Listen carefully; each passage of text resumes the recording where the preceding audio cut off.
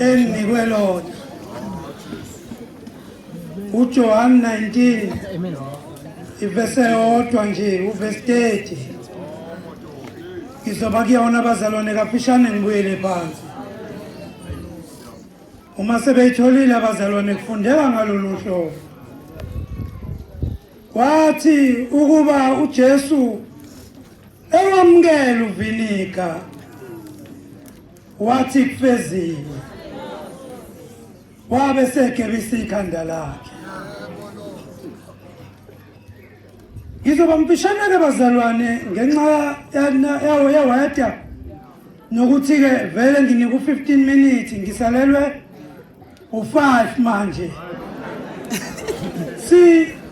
silana ke bazalwane kule nkonzo mnyaka yonke sipheka ikhwama sithi siyoginga sibuyele emakhaya sifana sithi noma siphuma besibona umakhelwane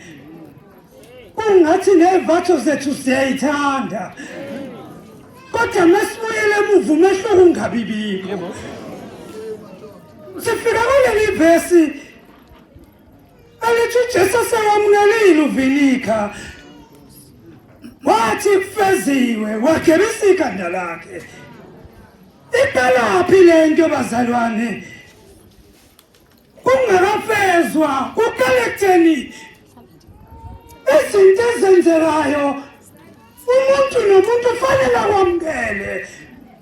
awuwazi ukufeza ungamukelanga khumbulani phela abazalwane sihambile nabantu endleleni ngenxa yokuthi abavange baze bamukele bajike endleleni kodwa befuna abazalwane abazothi noma sihamba nabo kodwa kutata ukuthi bayamukela ngezinye indlela akusho ukuthi uzowamukela bawuhle kodwa enkosini imani phela abazalwane angithi sihamba nabazalwane asithe sihambe endleleni basithuka akusho ngaloko ukuthi jika wayophinde emuva ungakayifezi indima yakho bakhona abanye bethu abesithi sihamba phambi kwabo kodwa besidla izithende wakuthola lokho kodwa usho ukuthi jika wena ungakayifezi indawo yakho nawe lasikhona baba umongameli awubona bonke abazoba seduze wakho uthi ukhala ngoma bakunikeza amanzi